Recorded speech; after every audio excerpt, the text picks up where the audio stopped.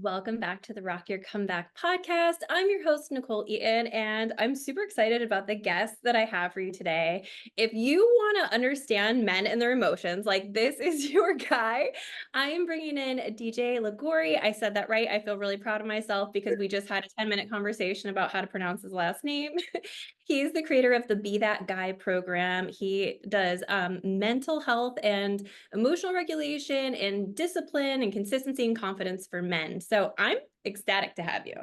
Well, thank you so much, Nicole, for having me today. I'm very excited to talk about a topic that guys typically do not want to talk about when it comes to emotions and how they feel. And I'm very excited to dive into all this. Tell me how you got into this because I think most men culturally, right? It's a taboo topic. Oh, yeah. Nobody wants to talk about how they feel and emotions and all those things. But long story short, I was a young 21-year-old young man and struggling with life a little bit. I had just lost a job. I thought I had like my whole life kind of figured out for the next 5 years. And I was fired from a job in a very interesting way. And during that time, I was going on social media a ton and I was seeing all of my friends like make so much progress with their lives. They were getting in relationships, they were getting these first big jobs. And I was kind of like, what did I miss? I thought I had all of this outlined. I thought I kind of knew what I was doing. And what ended up happening was I was working out one day and I saw an old basketball coach of mine named Scott Gibbs. And he walked up to me and he said, Deej, I said, hey, Coach Gibbs. He said, how are you doing? And I literally almost started crying. Like I literally almost started breaking down. Like, and I will admit that I was a 21-year-old guy. I was like, I'm not doing good. Like I need some help. I don't know where to go. I have like I'm paying rent now on things. Like I got bills and I'm like, and I have no money. And I was I was directionless at that point of my life. And so he sat with me that night for literally like 3 hours and he just asked me questions and he was there for me. And I like to use the term, this is a Simon Sinek term, but he sat in the mud with me. He didn't try to fix me. He just let me talk. And in that moment, I felt the best I had felt in the last like 6 months of my life. And so I reached out to him like 2 days later and I was like, hey, could we do that again? And he was like, yeah. And so we met at Starbucks and had another conversation. For the next 3 years, he was basically mentoring and coaching me through stress and mental fitness and confidence, discipline, all of these different things. And at the end of the 3 years, I was like, there's got to be other guys or people in the world who would love to just experience what this is. And so at that point, we decided to start our parent company, which is called Acres of Diamonds. And so Acres of Diamonds is a mental fitness and leadership business. And so what I ended up doing was throughout my mid 20s, we did corporate mental fitness training. And so we helped these teams improve their emotional intelligence. And so as I started to do that, what ended up happening was when I was around 24, 25, I had a mom reach out to me and she said, hey, my son is 17 years old and he seems to be struggling with all the things that you've figured out. And I remember being like, hey, I'm still trying to figure these things out. All right. I'm a work in progress.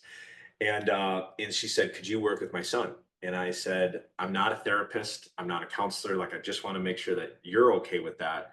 And I said, I can help your son with discipline, consistency, and confidence. I said, those are the three things that I've kind of focused on. And I have some ideas that have helped me and maybe they'll help your son. And so I started working with this young man.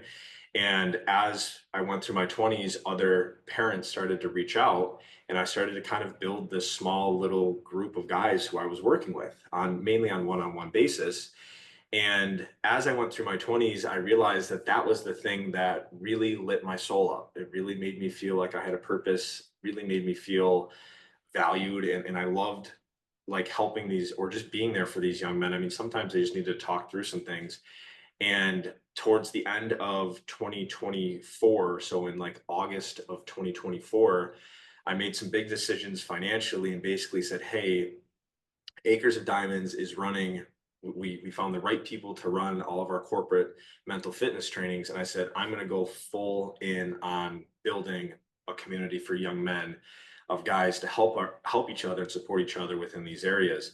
And at the time, I had no idea what to call it until one session I was working with a young man and he said, I just want to be that guy. And I like kind of stopped and I was like, be that guy who what? And he's like, I want to be that guy who can do hard things. I was like, okay. And he goes, I want to be that guy who knows how to manage my stress.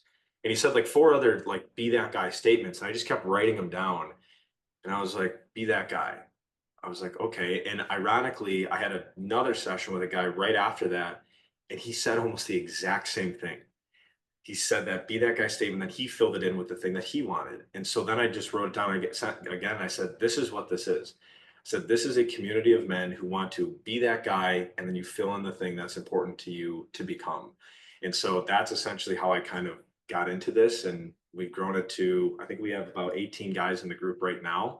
And I got a goal of 50 by the end of the year. So, we're pushing towards that, but it's been super fulfilling and it's helped me a lot personally as well. What do you feel like are the biggest patterns that you see that men are needing to unlearn right now? It's a good question. I think the first one that comes to mind is comfort. I think a lot of men, specifically just young men, just from what I've seen, they seek comfort over discomfort. And so comfort looks differently in a lot of different scenarios. But I mean, a lot of it is, hey, I'm going to stay in my room and play video games because that's very safe and nothing's going to hurt me there. Comfort is I'm going to have a not that great of a diet because it's really easy to order food to my door and not eat grilled chicken, steak, and fruits and healthy things like that. Comfort is talking to people on their phone or in communities like Discord and Reddit and all these things instead of getting out into the world and talking to a real human face to face. And so I think a lot of this is just because of the way that these young men have been raised. I mean, I'm 29 years old. I got my first phone when I was in seventh grade, and it was a flip phone. And I remember it was like 75 text messages a month or something like that.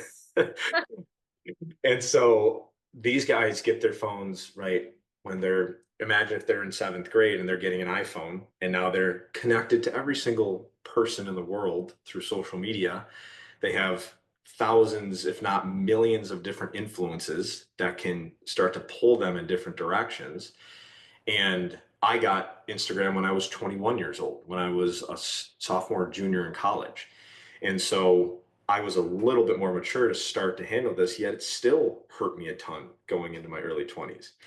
And so I think just a lot of this has been um, kind of breeded from younger individuals just having access to more earlier. So they just see more things. Like I was talking to a young man yesterday. He's a trainer actually for a high school football team here in Tampa. And we're possibly doing like some partnership stuff together for his team. And he said that a lot of the guys when we were talking, he said a lot of the guys feel this sense of like entitlement, right? And it's I think a lot of it is just because a lot of things have been easier in right. It's easier to order just food to the door, right? Or it's easier to talk to somebody via text. And I think it's not their fault. It's just what was there. It's just what is available, right? And so I think there's this big comfort crisis or priority crisis that I think we're trying to deal with right now. I think that's true for men, but I think that's universally true, is that we have this need to just return to the things that are comfortable. We have the dopamine hits from our phone. We have all of this extra things that our brains, I think, are evolving, but I think they're actually, I had this conversation with my daughter yesterday. I think that like the phones are creating such like ADD with Yeah. our attention that the discomfort takes a minute to actually focus on and latch on to so that you don't automatically return to the comfort. So, what do you suggest for that for people who are playing video games, who are scrolling on their phone forever, who are binge eating or whatever the case? How do we shift into discomfort in a way that's like manageable and doable with the way the world is set up right now? I've been asking myself that question for like the past couple of months where like so one of the things that I thought about was why. Like if I asked myself, if you asked a young man, why are you spending 6 hours a day on video games? Just to see like what they would say, right? Hey, it's entertaining. It's connecting me to other people. I think a lot of our priorities for especially for these younger men is just based upon the fact that they might not have anything else to do, or they might not be aware of something else to do. And so I've asked young men before where there was one example I was speaking to with a young man, and I said, tell me what your day looks like, right? I want, because one of the things that when we talk about discipline and consistency, a lot of it comes down to where does your time go? And how can I be better with managing my time? And managing your time is almost just more like prioritizing your time, like what's important to you and why.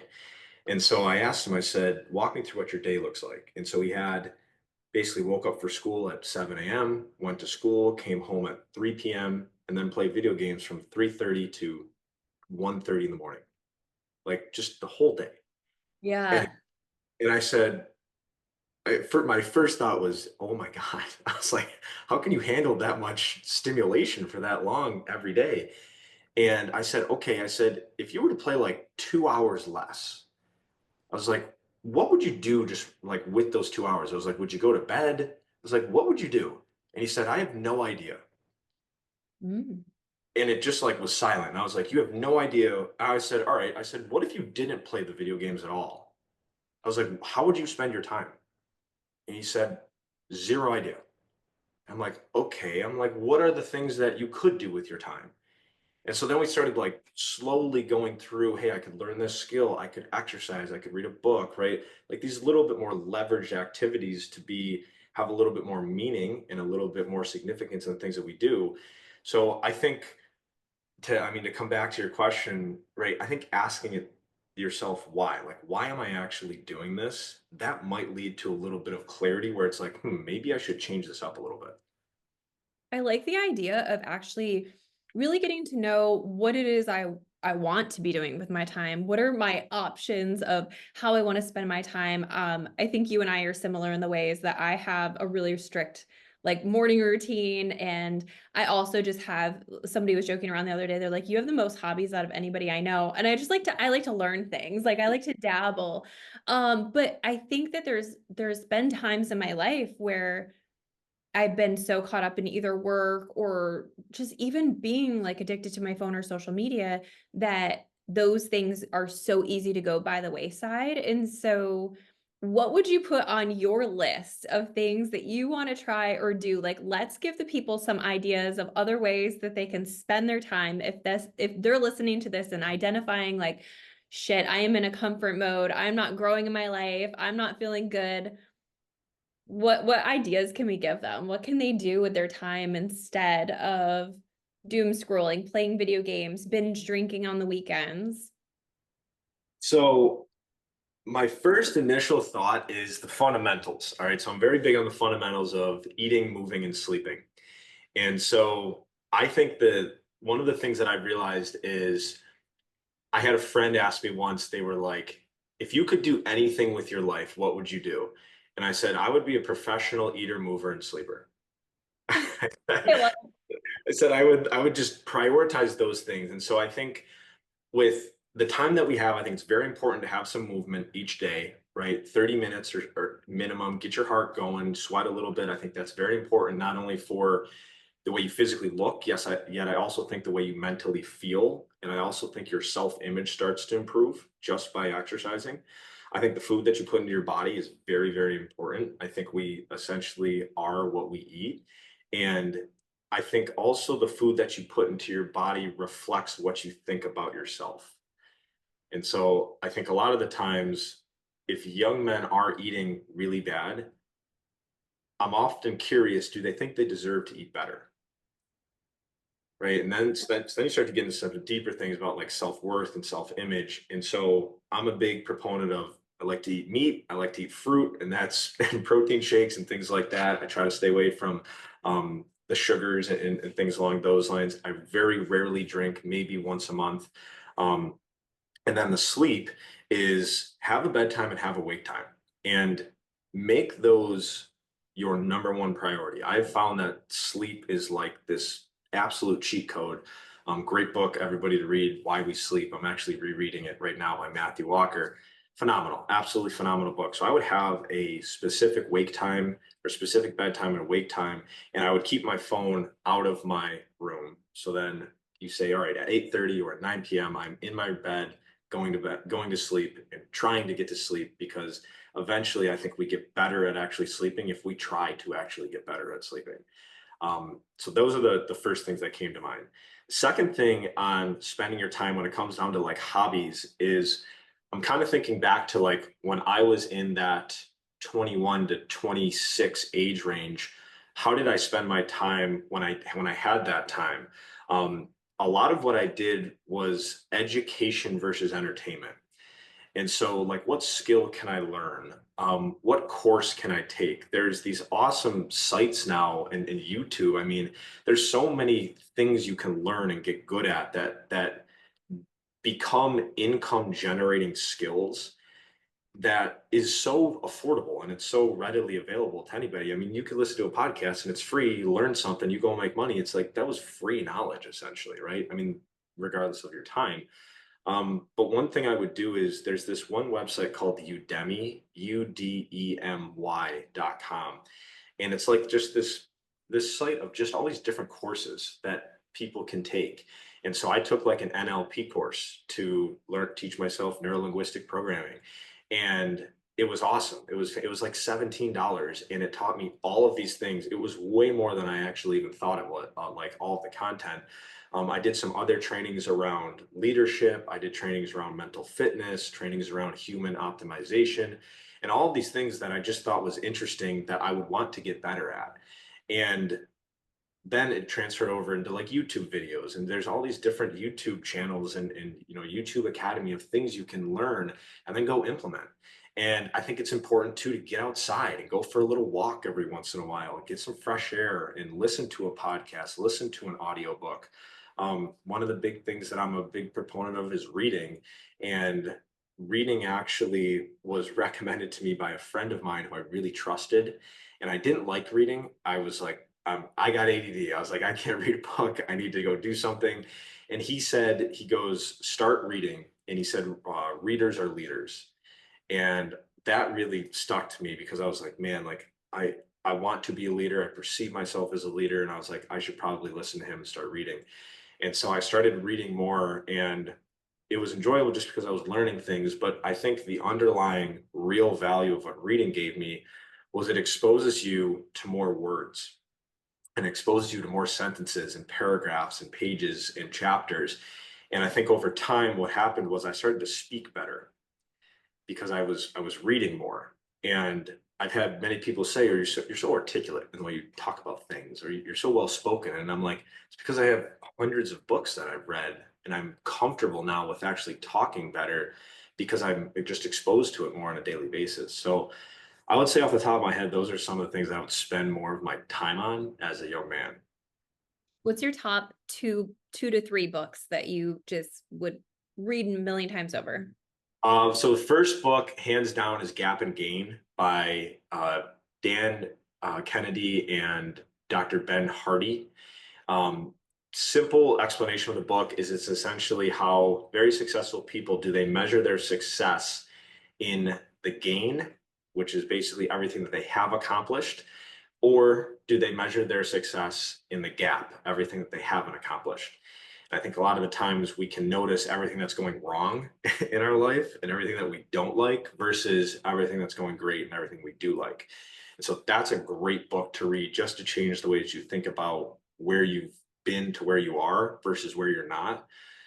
My second book is Deliberate Discomfort by Jason Van Camp. It's a huge respect to the art of doing uncomfortable things and what that does for you. And I read that book. That was one of the first books that I really started to read. And I remember reading that book on like a Friday night when all my buddies were going out to the bar. And they asked me, they're like, you coming? And I was like, nah, I really want to start reading this book. And they like kind of busted my chops about that. And I remember saying that out loud and being like, all right, that's a change right there, right? The fact that I'm kind of staying in, I really wanted to read this book. They're going out. And I remember reading that book and watching like all of these people walk by my window, like down to the bar in downtown Rochester, and thinking to myself, like, this is going to be worth it someday. right? Like me making this decision right now, learning about discipline and discomfort, like just right now, this is uncomfortable. Just right now, this is discipline, right? Like actually reading that book. But I absolutely love that book. It's written by a bunch of Green Berets, Army Rangers, and Navy SEALs, and they just talk about um, combat experiences and how it, and like the decisions that they made to be deliberately uncomfortable. So I love that book. Now, you were talking in the beginning about feeling like you weren't quite where you wanted to be, right? And you're 21 years old, you want to be somewhere you're not, you're looking at all your friends. I think we're all guilty of this. Like we're all, in the process of building something or creating something or becoming something, and we're staring at everybody else and they're fucking already there, or they're doing it. They have a secret formula we haven't figured out yet. And what I'm also hearing is like there's choices that you made to be uncomfortable, to not just go to the bar, to wake up early, to how do we bridge that gap between the process of like sitting in the discomfort forever and not being hard on ourselves because we're not there yet? So I think along that path, we have to forgive ourselves. And I think, and this is one of the things that I talk a lot with the guys who might have had some challenging things happen in their past and they don't want it to dictate where they're going. And frankly, I try to be very careful about talking about past things because that's like, I like to focus on where they are and where they want to go.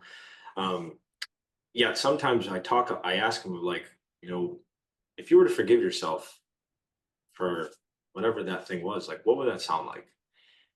And I think being a little kinder to ourselves along that path and realizing that I'm not always going to make the right decision in that moment. I'm not always going to be as disciplined as I want to be. Um, Discipline is really more about trying your best to stay on a certain path because you know you're going to get knocked off of it. Right? If somebody's been 100% disciplined for their whole life, I would say they probably aren't trying hard enough things. Right? So I think we have to realize that we're human beings and we're going to be sad sometimes, and we need to, breathe as good as we can during those times. And I think that we're also going to have some really high times. And we also need to remember, like, that's also going to pass too. So I think the best way to remember, kind of like where you're going is it's a stop, not a stay, right? Mm. Like just be a stop along the way. I don't have to stay there. I can't stay there if I decide to stay there and I drop into that victimhood mentality, or I can make a change. And that starts with you first wanting something more of yourself and being inspired to do so. And it starts with motivation and it finishes with discipline. I think sometimes when we talk about discipline, it's very Green Beret. It's very David Goggins, right? It's very like, get your shit done. I don't care what you've been through. And I love that you're like putting in that real component because we have to hold compassion for ourselves. Because if we're doing discipline as a form of punishment, it's different than if we're doing discipline as a form of self-love. Yeah.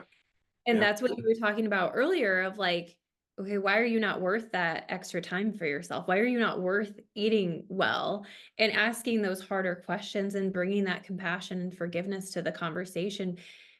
It's I think society doesn't set men up to be compassionate. So how can we as women, because that's my audience, right? How can we as women help men be more compassionate with themselves? I had somebody ask me a question similar to this a little while ago. And I said, I personally believe that the number one thing that a woman can do for a man that would probably help with compassion is believe in him. And I think that's what will separate that guy deciding to wake up a little bit earlier that next day. Or maybe stay a little bit later to make a couple extra calls, but still make sure he makes his kid's soccer game, right? Whatever that looks like, eating the grilled chicken instead of the pizza. Um, I think that belief, because I think sometimes as men, at the end of the day, we're in our own heads, right? Everybody's in their own heads technically, yet we know the things that we did do and the things we didn't do. And to have a your partner, right? Let's say girlfriend, wife, whatever that is, that person who you have decided to give a piece of your life and share a piece of your life with, when they say, "Hey, like I believe in who you are. Like at your lowest lows, like I'm gonna be right there with you. And at your highest highs, I'm gonna be right there with you." And that's the stuff where it's like, I'll run through a fucking wall for you at that point. I also do think though, a man needs to put in enough effort for the women to say, "Hey, like I believe in you," right? Like he has to, like it's a two-way street type of thing. Um, and that's why I think a lot of these young men who might be lacking this ability to give effort or do harder things, I think later on down the road, that might lead them to a really lonely life, right? Or a lack of relationships, whether it's with friends or a romantic partner. So I think I think you can solve a lot of challenges in relationships, in life, in your own personal identity and discovery of it by giving effort towards something, like and actually trying. Do you feel like your relationship with discipline is equal to your relationships in general? Like, do you feel like there is a direct reflection of your ability to be disciplined within yourself to what kind of friendships and romantic relationships that you actually have? I think in order for me to show up the way that I want to in those relationships, I have to be disciplined to myself. And I believe that I have to become a product that other people want in their life. And like, and I think about this all the time. It's like, what are you bringing to the table? Right? Like, are you the funny guy? Are you the strong guy? Are you the like what is the thing that you bring that I'm like, oh, I want that guy on my team, or I want her on my team, right? That's something where I think that's where it's like, I want to make sure that I'm good so that I can be good for you. And if I can elevate myself to a 9, 10, and you see me kicking ass and leveling up, maybe that might do something for you, right? Maybe you might say, "Hey, I saw a DJ at the party. He was just drinking water. He wasn't even drinking alcohol. Maybe I should think about something else," right? Not saying everybody needs to stop drinking, um, but I do think that there's a level of respect for your friends, your romantic relationships, even your business partnerships that requires you to be good enough for them and to take yourself serious for them too. I'm a firm believer that like the world is your mirror, and that the way you do treat yourself, it does tend to like I love the way you phrased that. I thought that was beautiful, and that there is a level of like respect that you get to have for yourself and who you get to be in a relationship. And I think that's the exciting part, is that we're always growing in who we are, and we're always learning new things about ourselves, and we're always deciding what new things we get to bring to the people we love in our lives. And I think that that's the thing people forget. You were talking about being the victim and playing the victim earlier, and I think that a lot of people get into these relationships and they're the victim of it instead of the decider of, how do I want to show up, and is this enough for me? Mhm. Yeah.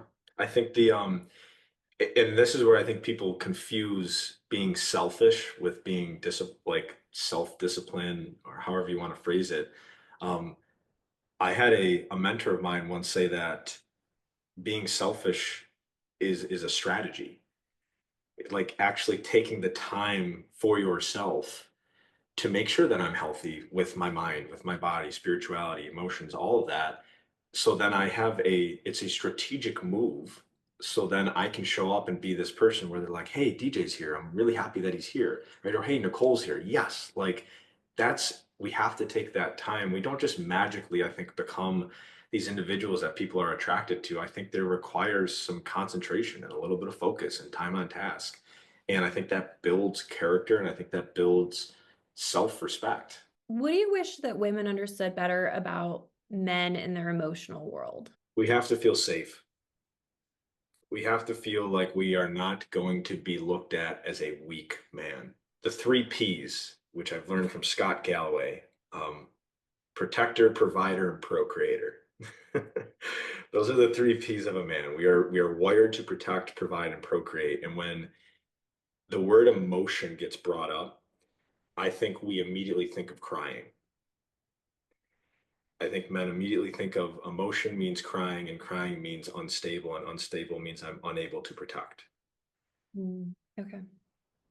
And when, if we can change that, the wording, and this is where like to have a guy express his emotions, I think instead of using the word emotions, I think using the word experience. Like, what are you experiencing right now? And having the guy be like, dude, I feel horrible. It's like, all right, what does horrible mean? It's like, I don't know, I'm stressed, I'm anxious. All right, so what are you stressed? And now, boom, now he's talking about why he's stressed and anxious. And so I think as guys, experiences are a little bit more like I could say, dude, that was a great experience. We just went to that football game last year. We went to Vegas. We did this, we did that. Or that I could also frame that in a way where it's like, what are you experiencing right now? And he might accidentally start talking about his emotions. So it's kind of like that backdoor thing into, hey, I can get you to talk about your emotions almost on accident. Um, and yet I think that's where I automatically feel a little safer when I'm talking about experiences because I haven't associated it with emotion and weakness and not being able to provide. So women, I don't know if this is something you want to try out. Just be like, hon, what are we experiencing right now? And just see like where that guy goes. Maybe that'll help. It's something that I'm starting to use more with the guys whenever I can sense there's some emotional thing. Just be like, what are you experiencing right now? And just let them sit in it. And then they'll kind of go a little bit deeper. I love this because I talk a lot about word choice and how when we're like thinking positively or manifesting or whatever, that sometimes we use words that don't really resonate with us. Mhm. And and then it doesn't connect. It has no emotional relevance to you or to your life. And you're kind of saying the same thing, except for there's a negative association with the word emotion or with like, what are you feeling? Right. So we can approach the same fucking thing in a new way Yeah. by just trading out some words. Are there anything else, like other things that come to mind when it comes to like creating safety with the men in your life? So the strategy that I always use is I will take the first step. And so, and this might be something I don't know, I've never really, I mean, I've talked to a lot of women about this just because I've always just been curious, like, what are guys missing or why are we messed up or why are you like what's the disconnect here? Um, but one of the things that I have found that really helps is I will be vulnerable first. And vulnerable is another one of those words that guys have associated with weakness. And the replacement word for that I'm starting to use is personal honesty. And I start to ask guys, and like yesterday when I was talking to this one guy, I was like, are you willing to be personally honest with yourself right now? And I'll even sometimes precursor that with, are you tough enough to be personally honest? So now I've built in some masculine terms into a typically weak term of vulnerability. And I often ask the guys, like, who's the tough guys in the room here? And like, right, and you'll have the guys, right, I'm the tough guy. It's like, great, are you tough enough to be personally honest with yourself right now? And just to see like where they start to take those things. And so a lot of the times if I am having like a group session or even if it's just a one-on-one session, I will share first and say like, hey, here's the thing that I've struggled with, right? I struggled with thinking I was weak. I struggled with thinking I was a loser. I struggled with thinking I had no idea how to have genuine conversations with women. These are the things that I've struggled with. I struggled with self-image. I struggled with confidence, all of those things. And here's the story, and I'll tell a story about it. And they will typically empathize with me and they'll be like, dude, I'm sorry that that happened. That's horrible. And I'll be like, well, what about you? Are you just going to leave me hanging here? And then they'll be like, well, and then they'll kind of go into something. So I think once you've broken down that barrier of, hey, like we don't got to be, all on right now, right? Let's like, let's get deep into some stuff right now.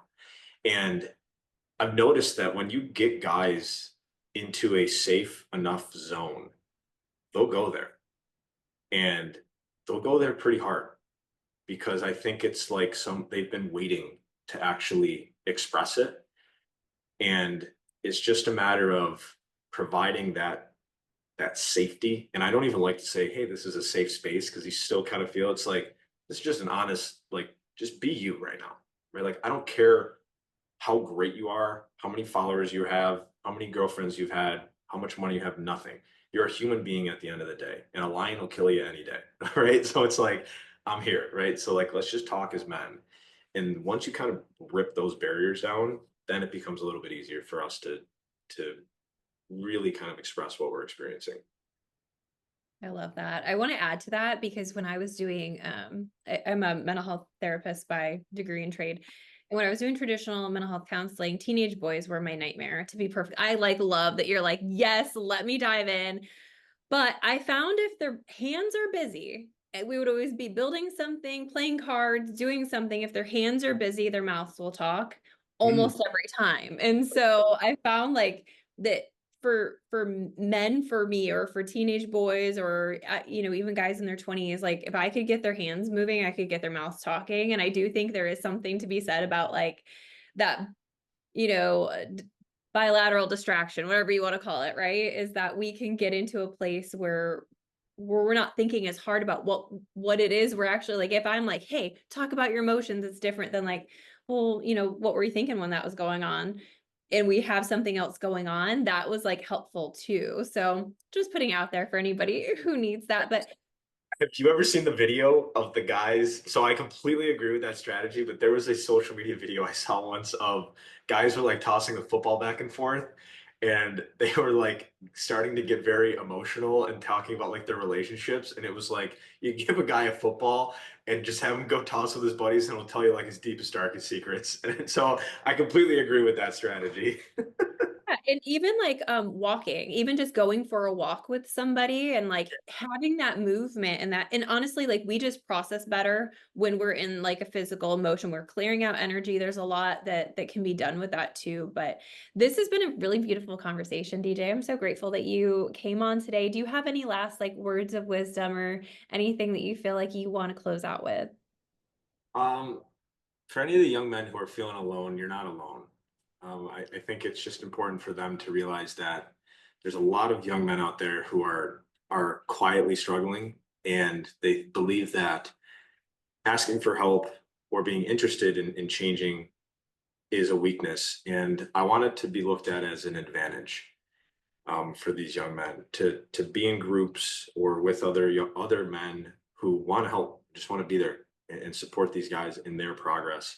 So for any of the women listening who have sons or know young men, just tell them that they're not alone, and that they can change and that they can be better.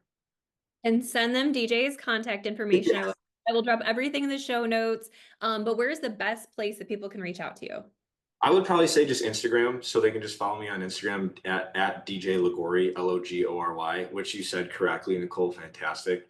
And you can just shoot me a DM message. That actually seems to be working the best right now. And then you can look through all of the content that I post each day, and it'll kind of give you a little introduction to some of the things that we believe in.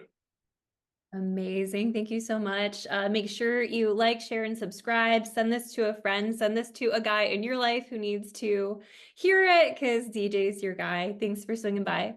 Awesome. Thank you, Nicole.